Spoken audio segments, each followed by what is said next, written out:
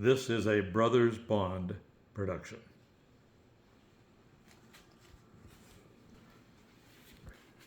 Matt, this is your two uncles trying to tell you how to pack the grandfather's clock for transport.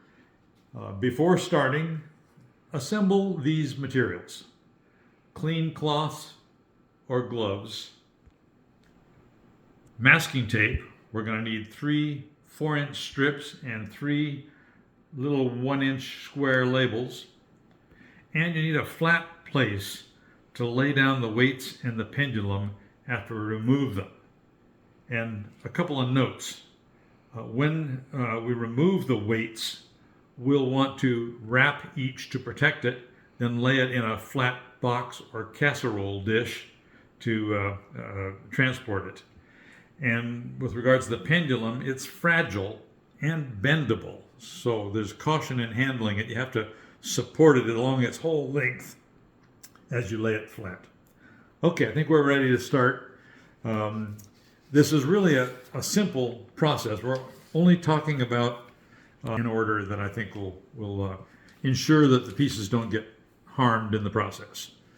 So first you'll want to open and unlock and open the door to the cabinet. Remember to not touch the brass pieces with bare hands. Use cloth gloves or cloth towels.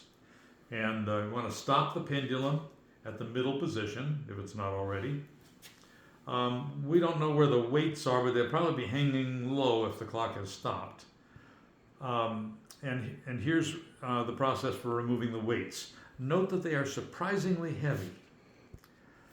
First, you're going to want to label each weight: left, center, and right. John's going to pluck the 3 little labels he's prepared ahead of time. Label each weight left, center, and right by putting a tape label on the bottom of each weight.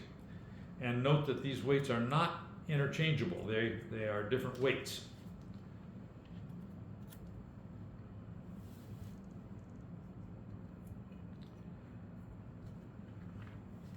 Okay, now, using a clean cloth or clean gloves, grab one weight at a time by putting one hand under and one hand at the top. Then gently lift and unhook the weight from the bracket hanging under the wheel hanger thing and set that weight aside.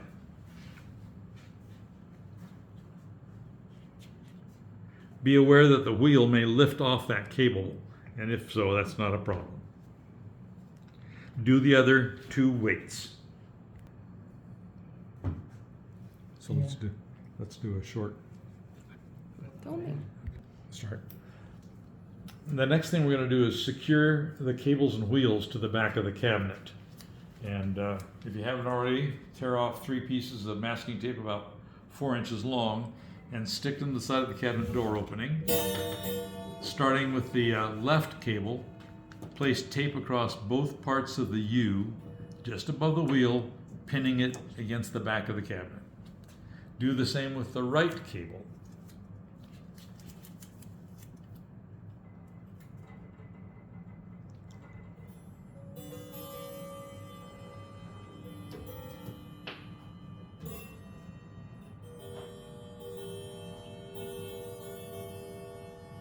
And I'm going to mention that it will be no problem at all if the weights are down here when you started. So that if this cable is pulling down all this way and then you've got a piece of tape across the pulley clear down here, there's nothing wrong with that. In fact, it probably would be a little bit less struggle than what I just did. Okay, and then you want to leave the center cable free until the pendulum is removed, and then go back and tape the center cable down. So now we're going to talk about how to remove the pendulum. We want to move around to the side of the cabinet here and remove the little door that so you can see inside the clock. And you lift that little door and maneuver it until you can pull it out through the opening. And you can do both of them and set them aside. They are interchangeable. but this is so you can see inside where the pendulum attaches, Don't need it. where the pendulum attaches to the pendulum stub under the Clockworks. Now we're going to lift and unhook the pendulum, lift it off, and then rehook it so you can see how it fits together. It's essentially a hook on the pendulum that fits into a hole between two fork tines on the stub. It's touchy, but it's doable. Yeah, it's a fussy thing to reattach, but it was you won't have to reattach it for until you've moved the clock. But we want to show you how that's done. Okay, so now we're going to lift it back off and unhook the pendulum and maneuver it out of the cabinet and set it aside. And I'm going to repeat at this point that the pendulum is long. It's made up of several pieces, and it needs to be supported along its whole length as you lay it flat, and it needs to be protected from being bent. Carrying it vertically because putting less strain on it from side to side, and now we lay it down, making sure that it's clear here, there's nothing going to damage it, and take the towel out. Now it's flat. Now we're going to want to go back and tape down the center cable.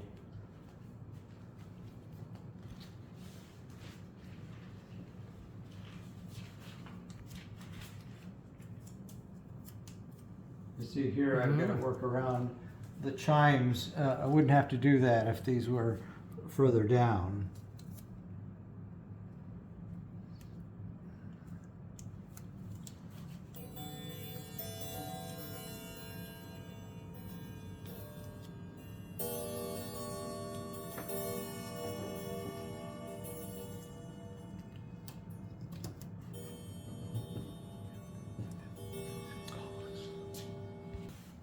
This has been a Brothers Bond production. And we hope that if you start this project, that you give us a call if necessary. But hopefully this will make it clear what you need to do. We're having another thought about what to do with the chimes, but we'll get back to you on that. Meanwhile, this has been a Brothers Bond production.